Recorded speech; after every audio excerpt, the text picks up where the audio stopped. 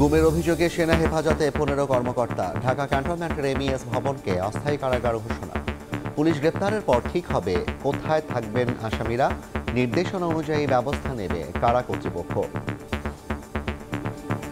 সেনাবাহিনীর বিভিন্ন পর্যায়ের অফিসকে অবহিত করা হয়েছে, তারা কিন্তু গ্রেপ্তার করবেন না। অ্যারেস্টিংয়ের পাওয়ার কিন্তু আইন শৃঙ্খলা রক্ষাকারী বাহিনীর, অন্য কারণে।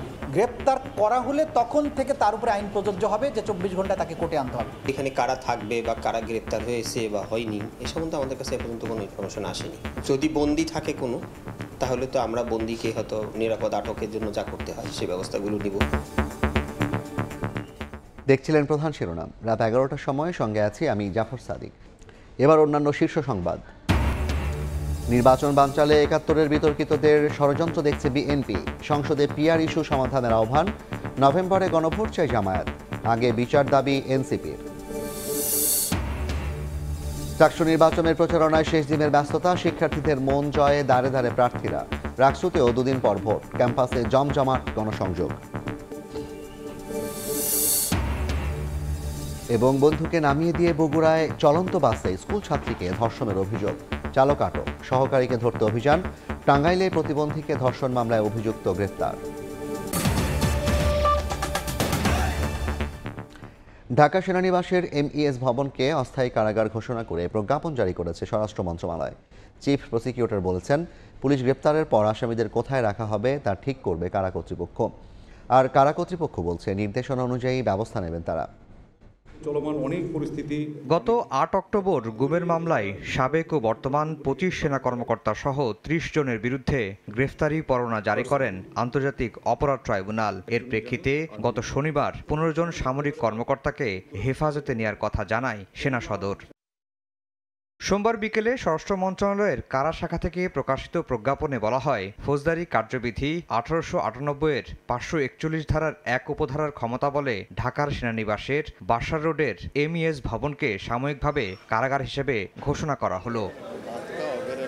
ট্রাইব্যুনালের chief prosecutor advocate Tajul Islam বলেন, হেফাজতে থাকা সেনা কর্মকর্তাদের গ্রেফতার দেখানো হলে তাদের আদালতে হাজির করতে হবে। ট্রাইব্যুনাল কারাগারে পাঠানোর নির্দেশ দিলে তখন কারা কর্তৃপক্ষ ঠিক করবে আসামিরা সাব জেলে নাকি অন্য কারাগারে থাকবেন। তারা অবহিত থাকলে এই পরোয়ানাটা তামিল করতে তাদেরকে সাহায্য করতে পারবেন। সুতরাং অ্যারেস্টিংয়ের পাওয়ার কিন্তু আইন শৃঙ্খলা রক্ষাকারী বাহিনীর, অন্য কারণে।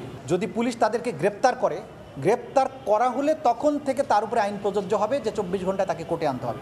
কিন্তু আপনি যদি গ্রেপ্তার না দেখান, তাহলে তার ক্ষেত্রে ওই 24 ঘন্টার আইন তো প্রযোজ্য নয়। সেনানিবাসে সাময়িক কারাগার স্থাপনের বিষয়টি জানানো হয়েছে কারা অধিদপ্তরকেও। সহকারী কারা মহাপরিদর্শক বলছেন, এই কারাগারে কারা থাকবেন সে বিষয়ে কোনো তথ্য তাদের এখনো জানানো হয়নি। জিও জারি হয়েছে যে ক্যান্টনমেন্টের কোনো একটা জায়গাকে কারাগার হিসেবে ঘোষণা করেছে। যেহেতু এটা কারাগার হিসেবে ঘোষণা হয়েছে, সেহেতু অবশ্যই আমাদের অধীনে আসবে। সেখানে একটা জেল চালু হবে, সেখানে বন্দী আটক থাকবে, আমাদের স্টাফ এমপ্লয় হবে, ডিপ্লয়েড হবে ওই জায়গায়। কোন আসামি থাকবে এগুলোও জানি না, কারা থাকবে তাও যেহেতু জানি না এখনো, ওই জন্য আমরা আসলে বিস্তারিত কিছু বলতে পারছি না। এটা আমাদের কেরানীগঞ্জের অধীনে একটা সাবজেল হিসেবে গণ্য হবে। আগামী 22 অক্টোবর গুমের এই মামলার পরোয়ানাভুক্ত আসামিদের ট্রাইব্যুনালে হাজির করার দিন ধার্য রয়েছে। আফজাল হোসেন, সময় সংবাদ, ঢাকা। পিআর দাবিতে আন্দোলনে সুষ্ঠু নির্বাচন আয়োজনে বাধা দেওয়ার প্রচেষ্টা দেখছেন বিএনপি মহাসচিব মির্জা ফখরুল ইসলাম আলমগীর। নতুন এই পদ্ধতির বিষয়টি আগামী সংসদের ওপর ছেড়ে দিতে হবে বলে জানিয়েছেন তিনি। আলাদা কর্মসূচিতে দলটির নেতারা বলেছেন, স্বাধীনতা যুদ্ধে যাদের বিতর্কিত ভূমিকা ছিল তারাই পিআরের নামে নির্বাচন বানচালের চেষ্টা করছে। নানা হিসেব নিকেশের পথ ধরে আগামী বছর ফেব্রুয়ারির নির্বাচনী যাত্রায় রাজনৈতিক দলগুলো নির্বাচন পদ্ধতি নিয়ে যুক্তিতর্কের পাশাপাশি জনসমর্থন আদায়ের কার্যক্রম চলছে সমানতালে। সোমবার গুলশান কার্যালয়ে খ্রিস্টান ফোরামের সঙ্গে মতবিনিময় করে বিএনপি। সভা শেষে গণমাধ্যমে কথা বলেন বিএনপি মহাসচিব মির্জা ফখরুল ইসলাম আলমগীর। বলেন, আসন্ন নির্বাচনে জনগণ ভোটের মাধ্যমে আরেকবার অসাম্প্রদায়িক বাংলাদেশের প্রমাণ দেবে।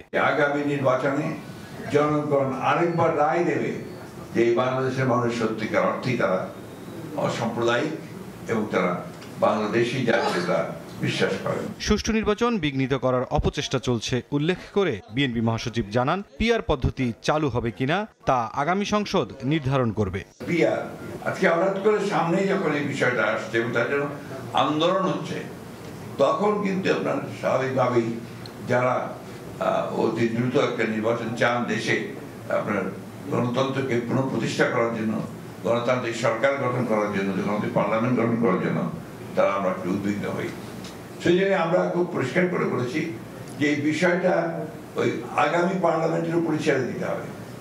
আগামী পার্লামেন্টের প্রতিনিধিরা যদি মনে করে যে তারা তারপর থেকে পিআরে যাবেন, জনগণ যদি মনে করে যে পিআরে যাবে। এদিন প্রেস ক্লাবে এক অনুষ্ঠানে বিএনপি চেয়ারপারসনের উপদেষ্টা আমানুল্লাহ আমান অভিযোগ করেন, স্বাধীনতা যুদ্ধে বিতর্কিত ভূমিকায় থাকা দল পিআরের নামে নির্বাচন বানচালের চেষ্টা করছে। বাংলাদেশে নির্বাচন নিয়ে একটি দল ষড়যন্ত্র করছে, চক্রান্ত করছে। স্বাধীনতার সময় যাদের বিতর্কিত ভূমিকা ছিল তারা আজকে পিআর পদ্ধতির নামে নির্বাচন বানচালের চেষ্টা করছে। কোনো ষড়যন্ত্রই সরকার ঘোষিত সময়ে নির্বাচন ঠেকাতে পারবে না বলে হুঁশিয়ারি দেন বিএনপি নেতারা। গণতান্ত্রিক মানুষ কোনো চক্রান্ত ষড়যন্ত্র তারা সহ্য করবে না। তাই মুরসালিন হক জুনায়েদ, সময় সংবাদ, ঢাকা। জুলাই সনদ বাস্তবায়নে নভেম্বরে গণভোট চাই জামায়াত। নির্বাচন কমিশনকে এমন প্রস্তাব দিয়ে দলটির নেতারা জানান, সরকার সিদ্ধান্ত নিলে যে কোনো সময় গণভোট আয়োজনের সক্ষমতা রয়েছে ইসির। একই দিনে গণভোটকে এবং জাতীয় নির্বাচন হলে আম ছাড়া দুটোই হারানোর শঙ্কা রয়েছে বলে জানান জামায়াতের নায়েবে আমির সৈয়দ আব্দুল্লাহ মোহাম্মদ তাহের। জুলাই সনদ বাস্তবায়নে গণভোটের প্রশ্নে রাজনৈতিক দলগুলো ঐক্যমত্যে পৌঁছালেও জাতীয় নির্বাচনের সাথেই নাকি আগে এ নিয়ে রাজনীতির মাঠে চলছে বিভক্তি। এমন সময় বাংলাদেশ জামায়াত ইসলামী জাতীয় নির্বাচনের আগেই গণভোট করার প্রস্তাব নিয়ে হাজির নির্বাচন কমিশনে। সোমবার জামায়াতের নায়েবে আমির সৈয়দ আব্দুল্লাহ মোহাম্মদ তাহেরের নেতৃত্বে 4 সদস্যের প্রতিনিধি দল ত্রয়োদশ সংসদ নির্বাচনকে সামনে রেখে ভোটের সার্বিক প্রস্তুতি নিয়ে নির্বাচন কমিশনের সঙ্গে বৈঠকে বসে। সিইসি এএমএম নাসিরউদ্দিনের নেতৃত্বে 4 নির্বাচন কমিশনার ও ইসি সচিব এ বৈঠকে উপস্থিত ছিলেন। 2.5 ঘন্টার বৈঠক শেষে দলটির নায়েবে আমির জানান, পিআর পদ্ধতিতে ভোট হলে অনিয়ম হবে না, যার ফলে পিআর এবং ট্রেডিশনাল 2 পদ্ধতিতেই ইসিকে চিন্তা করার আহ্বান জানানো হয়েছে। পিআর সিস্টেম যদি হয়, কেন্দ্র দখল, ভোট কেন্দ্র দখল, দিনের ভোট রাতে হওয়া, সেটার সম্ভাবনাটা তো কমে যাবে। পিআর পদ্ধতি আর ট্রেডিশনাল পদ্ধতি, 2টা পদ্ধতির ব্যাপারে বিবেচনা করা উচিত। তারপরে এটার ফেট কী হবে সেটা নির্ধারণ করার পরেই বাকি নির্বাচনের রোডম্যাপের প্রস্তুতি সেটা হতে থাকবে। বলেন, জাতীয় নির্বাচনের দিনে নয়, গণভোট আলাদা দিনে হতে হবে। নভেম্বরে গণভোট করার অনুরোধ জানানো হয়েছে ইসিকে বলেও জানান নায়েবে আমির। একই দিন যদি হয় তাহলে রিফর্মসের যে ইস্যুটি, এটা একেবারেই একটা মাইনর হয়ে যাবে, অন্যায্য হয়ে যাবে। কারণ প্রত্যেকের অ্যাটেনশন থাকবে তার প্রত্যেক দলের লোকদেরকে নিয়ে নির্বাচনের কনসার্ন থাকার জন্য। আমরা নভেম্বরে গণভোট করার জন্য আমরা বলে আসছি। ইলেকশন কমিশন বলছে যদি গভর্নমেন্ট যদি সিদ্ধান্ত নেয় তাহলে এই সব যা প্রয়োজন প্রস্তুতি নেওয়ার জন্য এটাতে আমরা সক্ষম আছি। নির্বাচনে নিরপেক্ষতা বজায় রাখার দাবি জানিয়ে লটারির মাধ্যমে রিটার্নিং অফিসার নিয়োগের আহ্বান জানায় জামায়াত ইসলাম। লটারির মাধ্যমেই এই সমস্ত নিয়োগগুলো করবে। কাউসার চৌধুরী কুমু, সময় সংবাদ, ঢাকা। জুলাই হত্যাযজ্ঞের আসামিদের বিচার না হওয়া পর্যন্ত নির্বাচন দেয়া ঠিক হবে না বলে মন্তব্য করেছেন জাতীয় নাগরিক পার্টির উত্তরাঞ্চলের মুখ্য সংগঠক সার্জিস আলম। দুপুরে জামালপুর জেলা পরিষদ মিলনায়তনে এক আলোচনা সভায় অংশ নিয়ে কথা বলেন তিনি। নির্বাচনে যাওয়ার আগে সাংগঠনিকভাবে এনসিপিকে শক্তিশালী করার চেষ্টা চলছে বলেও জানান সার্জিস। জোটের ইস্যুতে এখনও সিদ্ধান্ত হয়নি বলেও মন্তব্য করেন এনসিপি নেতা। সভায় জামালপুরের প্রধান সমন্বয়কারী ও কেন্দ্রীয় যুগ্ম সদস্য সচিব লুৎফুর রহমান, ময়মনসিংহ বিভাগীয় সাংগঠনিক সম্পাদক আশিকিন আলম, কেন্দ্রীয় জাতীয় যুব শক্তির যুগ্ম আহ্বায়ক হিফজুর রহমান বকুল বক্তব্য রাখেন। আমাদের বিচার বিভাগ বলি, আমাদের অন্তর্বর্তীকালীন সরকার বলি, তারাও তাদের জায়গা থেকে এই গণহত্যার সাথে সরাসরি জড়িত এবং এদের নির্দেশদাতা যারা, তাদের রায় তারা প্রকাশ না করে, রায় না দিয়ে, কার্যকরের পথে না যেয়ে তারাও নির্বাচনের কথা বলবেন না।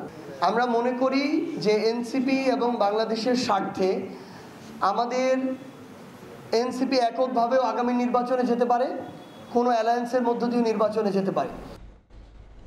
শেষ মুহূর্তের প্রচারণায় ব্যস্ত চাকসু ও রাকসু নির্বাচনের প্রার্থীরা। দিচ্ছেন নিরাপদ, বৈষম্যহীন ও শিক্ষার্থী বান্ধব ক্যাম্পাস গড়ার প্রস্তুতি প্রায় সম্পন্ন। সুষ্ঠু ও নিরপেক্ষ ভোটের প্রতিশ্রুতি নির্বাচন কমিশনের। রাকসু নির্বাচনে 2000 পুলিশ সদস্য, 12 প্লাটুন র্যাব সদস্য ও 6 প্লাটুন বিজিবি সদস্য মোতায়েন থাকবে বলে জানিয়েছে প্রশাসন।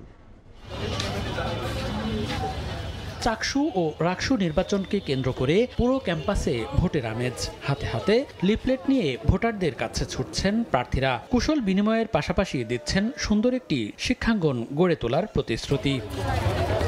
শেষ দিনের প্রচারণায় জমজমাট চট্টগ্রাম বিশ্ববিদ্যালয়। সোমবার সকাল থেকে শাটল ট্রেন, হল কিংবা লাইব্রেরি সহ বিভিন্ন জায়গায় প্রচারণা চালান প্রার্থীরা। প্রশাসন দুই দলের সাথে সমঝোতা করে চলার চেষ্টা করছে। শিক্ষার্থীদের কাছে খুব ভালো সাড়া পাচ্ছে, কিছুটা হইলেও আমরা বুঝতে পারছি। 15 অক্টোবর সুষ্ঠু ভোট গ্রহণের সকল প্রস্তুতি নিয়েছে নির্বাচন কমিশন। শিক্ষার্থীদের যত ধরনের চাওয়া, প্রত্যেকটি জিনিসকে আমরা নেগলেক্ট করতে চেষ্টা করেছি। আমাদেরও একটা চাওয়া আছে, সেটি হলো তোমরা সবাই এসে নিজের ভোটটা নিজে দাও।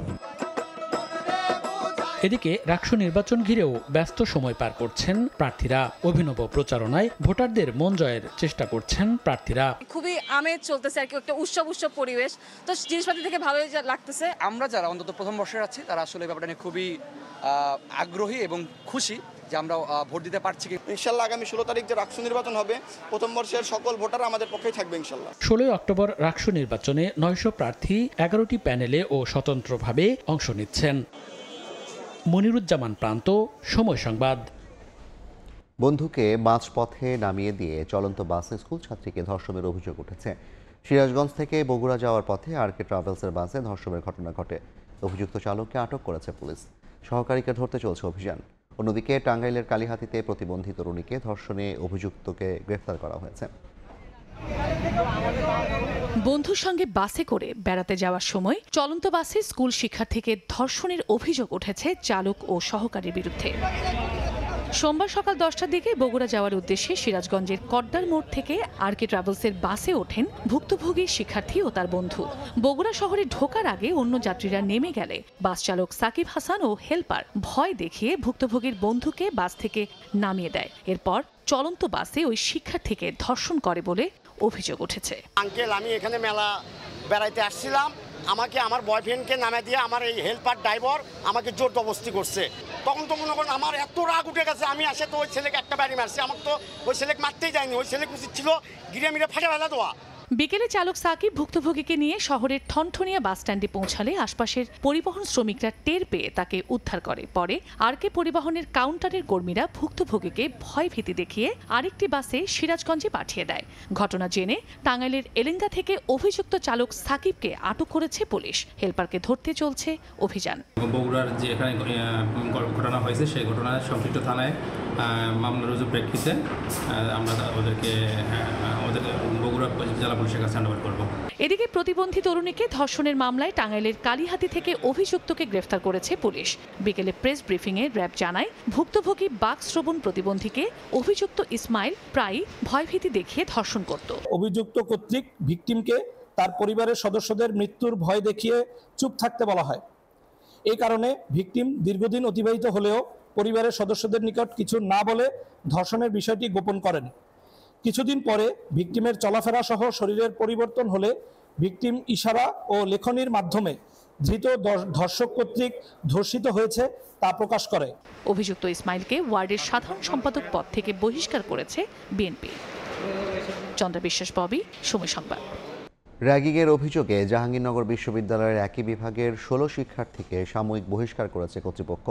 সন্ধ্যায় বিশ্ববিদ্যালয়ের রেজিস্ট্রার অফিস থেকে সংক্রান্ত নোটিশ দেওয়া হয়। 12 অক্টোবর রাতে ক্যাম্পাসের 21 নম্বর ছাত্র হলের 403 নম্বর কক্ষে 54তম ব্যাচের কয়েকজন শিক্ষার্থীকে র্যাগিংয়ের অভিযোগ উঠে 16 জনের বিরুদ্ধে। খবর পেয়ে হলের কর্মকর্তারা ভুক্তভোগীদের উদ্ধার করেন। অভিযুক্তরা বায়োকেমিস্ট্রি বিভাগের 53তম ব্যাচের শিক্ষার্থী। লিটারে 6 টাকা বাড়িয়ে 1 লিটার বোতলজাত সয়াবিন তেলের দাম 195 টাকা নির্ধারণ করেছে Bangladesh vegetable oil refiners and Vanaspati manufacturers association. সোমবার গণমাধ্যমে পাঠানো বিজ্ঞপ্তিতে বাণিজ্য মন্ত্রণালয়ের সঙ্গে আলোচনা সাপেক্ষে দাম বাড়ানোর কথা জানানো হয়েছে।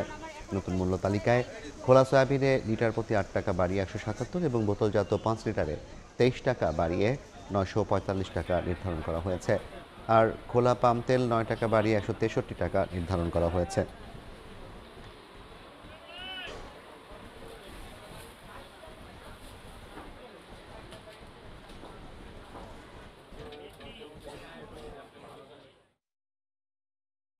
হামাস ইসরায়েল যুদ্ধবিরতি চুক্তিতে সই করলেন মার্কিন প্রেসিডেন্ট ডোনাল্ড ট্রাম্প সহ বিশ্বের বিভিন্ন নেতা। শান্তি চুক্তি স্বাক্ষরের অনুষ্ঠানে অংশ নেন কাতারের আমির শেখ তামিম ও তুরস্কের প্রেসিডেন্ট এরদোয়ান। পাকিস্তানের প্রধানমন্ত্রী শাহবাজ শরীফ সহ বেশ কয়েকজন বিশ্ব নেতা। স্বাক্ষর অনুষ্ঠানে বক্তব্য চলাকালীন মার্কিন প্রেসিডেন্ট বলেন, ঐতিহাসিক চুক্তিটি সম্ভব হবে বলে কেউ কল্পনাও করেনি। এর মধ্যেও চলছে নেতানিয়াহু বাহিনীর আগ্রাসন। পশ্চিম তীরে নিরীহ ফিলিস্তিনিদের উপর গুলি চালিয়েছে ইসরায়েলি সেনারা। এতে বেশ কয়েকজন হতাহত হন।